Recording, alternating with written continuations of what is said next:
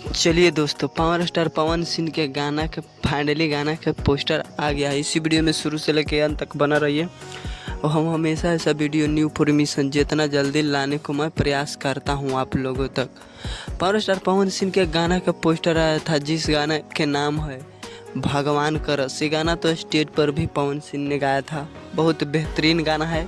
ये आने से पहला ऐसा गाना है कि आने से पहले गाना रिलीज होने से पहले लोग सुन लिए कि का गाना में है। ये गाना तो भोजपुरी में धमाल मचा के रख देंगे। पवन सिंह अंगड़ी गा दिए आने से पहले, आप लोगों सब जनता को सुना दिए हैं कि गाना में क्या दम है। आप सब कुछ सुन लिया है।